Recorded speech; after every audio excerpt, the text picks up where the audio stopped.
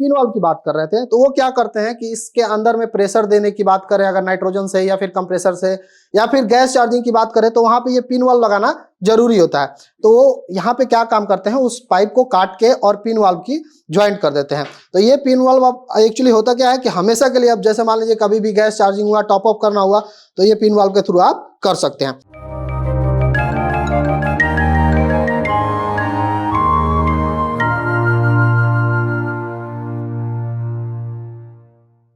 Hello friends, एक बार फिर से हमारे मल्टीटेक के यूट्यूब चैनल में आप सभी का स्वागत है। तो जैसा कि हम विंडो एसी के बारे में एक जो टॉपिक लाए थे पहले, जो बोर्ड पे हमने बना रखा था जो डायग्राम के थ्रू कि विंडो एसी के अंदर में कौन कौन से पार्ट्स होते हैं और उन पार्ट्स के क्या क्या अपने अपने कार्य होते हैं। तो आज हम प्रैक्टिकली आपको लाइव दिखाएंगे कि विंडो एसी के अंदर में जो पार्ट्स होते हैं वो कैसे मतलब कहाँ कहाँ होते हैं, क्या क्या होते हैं और उनके कार्य क्या क्या होते हैं। तो आइए देखते हैं हम। तो फ्रेंड्स देखिए, ये हमारा विंडो एसी है जो लॉयड कंपनी की है और ये जो है हमारी 1.5 टन की एसी है। और इस एसी के अंदर में जो हम प्रैक्टिकली और जो मैनुअली जो बात करने वाले हैं कि पार्ट्स कौन कौन से होते हैं, किस काम के लिए होते हैं, वो हम बताएंगे। तो देखिए, अगर विंडो एसी की बात करें तो विंडो एसी में जो हमारा ये लीड है, जो मेन लीड हम बोलते हैं इसे, इसमें देखिए आप देखेंगे तो इसमें 3 वायरें आई हुई हैं, 3 वायर। तो 3 वायरें किस किस लाइन के लिए होती हैं, तो ये हमारा एक जो रेड वाला दिख रहा है ये फेस के लिए, ये ब्लू जो दिख रहा है हमारा न्यूट्रल होता है, और ये जो ग्रीन और येलो में जो दिख रहा है ये हमारा अर्थिंग की वायर होती है। तो यहाँ से हमारा सप्लाई आपके एसी के अंदर में दिया जाता है। तो ये जो अर्थिंग की वायर है, ये काफ़ी टेक्नीशियन भाई हमारे जो ग्राउंड जो भी है हमारे घर के अंदर जो अर्थिंग हमारे बोर्ड में रहता है, जो 3 पॉइंट रहती हैं, लाइन, न्यूट्रल और अर्थिंग, तो इसको काट देते हैं, वो नहीं जोड़ते हैं। तो नहीं, आपको जोड़ना है, क्योंकि अगर आप नहीं जोड़ते हैं, अगर किसी कारणवश कंप्रेसर शॉर्ट हो जाता है या बॉडी करंट मतलब बॉडी में करंट आ जाता है तो किसी को भी शॉर्ट लग सकता है। चलिए, तो ये आपकी मेन सप्लाई का जो वायर है ये आपके कहाँ जाता है, पीसीबी के अंदर में जाती है। ये आपकी पीसीबी है जिसे हम प्रिंटेड सर्किट बोर्ड भी बोलते हैं, और हमारा मेन सप्लायर जहाँ एसी में इन होता है हम उसको ये भी बोलते हैं मेन। तो यहाँ से जो सप्लाई आपकी इन होती है ये कहाँ कहाँ जाती है, ये हमारी मेन सप्लाई यहाँ पे पहले पीसीबी में आती है। पीसीबी में पावर रिले के थ्रू हमारा जो वायर है वो कंप्रेसर की तरफ आता है। तो पीछे हमारा जो कंप्रेसर होता है एक कंप्रेसर की तरफ, उसके बाद से हमारा एक मोटर होता है इसमें, जो एक ही मोटर होता है जिसे हम कॉमन मोटर कह सकते हैं। उसको हम ब्लोअर भी उसी मोटर से चलता है, और आउटडोर का जो इसका कंडेंसर का फैन है वो भी जो है उसी मोटर से चलता है। तो इसलिए हम उसको कॉमन मोटर भी कह सकते हैं। अगर हम बात करें कि आगे, हम उसका बाद में दिखाएंगे आपको, लेकिन अगर हम बात करें फ्रंट से कि क्या क्या चीजें होती हैं, तो ये आप देखिए यहाँ पीसीबी से 2 वायरें आई हुई हैं, ये 2 वायरें। तो ये दोनों वायरें जो हैं सेंसर की होती हैं। ये थर्मिस्टर हम इसे बोलते हैं, एनटीसी थर्मिस्टर होता है, ये एनटीसी सेंसर होता है, जो एक आपका रूम सेंसर होता है और एक ये आपका कॉइल सेंसर होता है। अगर हम इसकी बात करें, ये फ्रंट का जो कॉइल हमारा दिख रहा है, ये फ्रंट कॉइल की अगर हम बात करें तो ये हमारा एवापोरेटर यानी कि कूलिंग कॉइल होता है। इसे कई टेक्नीशियन भाई हमारे एवापोरेटर भी बोलते हैं और कूलिंग कॉइल के नाम से भी जानते हैं। तो ज्यादातर लोग इसे कूलिंग कॉइल ही कहते हैं। यही कूलिंग कॉइल के द्वारा हमारा जो ठंडा हवा जो है हमारे घर के अंदर जो आती है, इसी कूलिंग कॉइल के द्वारा हमारी आती है। चलिए, अगर हम बात करें कूलिंग कॉइल के बाद, तो हम इसको एक बार जो लगा हुआ है हम इसको खोलते हैं कवर को। तो इसको देखिए, यहाँ पे हमारा एक स्क्रू लगा हुआ है।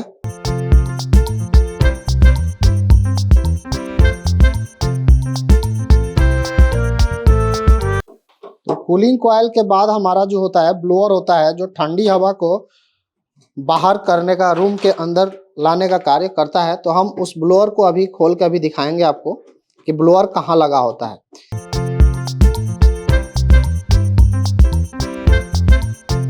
ये आप देखेंगे तो यहाँ पे ये पूरा पैक है, ये हमारा थर्माकोल लगा हुआ है, और इसके अंदर आप देखेंगे तो आपको ब्लोअर जो है दिखेगा। इसके अंदर आप देखेंगे तो ब्लोअर दिखेगा, और यही ब्लोअर क्या करता है, हमारे रूम के अंदर की जो गर्म हवा को यहाँ से खींच के, और वही ठंडी हवा जो हमारी जो कूलिंग कॉइल होती है वहां से जब गर्म हवा टकरा कर जब अंदर जाती है तो हमारी हवा जो है ठंडी हो जाती है, और वही ठंडी हवा यहाँ के थ्रू हमारी रूम में आती है।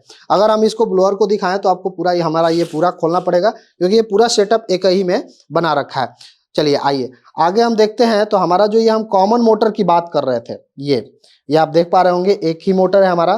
कॉमन मोटर हम इसे क्यों कह रहे हैं, क्योंकि एक ही मोटर है और इसका शाफ्ट देखिए आप दोनों तरफ गया हुआ है। एक आपका ब्लोअर चलाएगा और एक आपका ये आउटडोर जो कंडेंसर फैन है इसको चलाएगा। ये तो ये एक ही तरफ चलता है और ये मोटर दोनों पंखियों को चलाता है। उसके अगर बाद हम बात करें तो ये हमारा कंप्रेसर होता है, ठीक है, जो हम पीसीबी से कनेक्टिंग जो वायर हम बात कर रहे थे, जो एक पावर रिले से जो हमारी वायर आती है वो एक हमारे इसके कॉमन पे आती है ना। तो इसके लिए हमने बता रखा है आपको कि कॉमन, स्टार्टिंग, रनिंग और क्या होता है, कैसे क्या होता है, तो पीछे वीडियो में आपने देखा होगा। उसके बाद अगर हम बात करें बाद में कनेक्टिविटी की कि पीसीबी से हम कैसे कनेक्शन करेंगे इसका कॉमन और स्टार्टिंग और रनिंग की, मतलब पीसीबी पे हम कैसे कनेक्शन करेंगे, तो इसका भी वीडियो हम आपके लिए लेकर आएंगे, ठीक है। आगे हम देखते हैं, आगे ये हमारा पिन वाल्व है। देखिए ये पिन वाल्व जब नई विंडो एसी लेकर आते हैं या फिर आप नए किसी विंडो एसी के अंदर में लीक रिपेयरिंग करते हैं या गैस चार्जिंग करते हैं तो वहां पे ये पिन वाल्व आपको देखने को नहीं मिलता है। क्यों? क्योंकि वहां पे जो आपकी पाइपें होती है वहां पे ये पिंच करके ज्वाइंट की हुई होती है।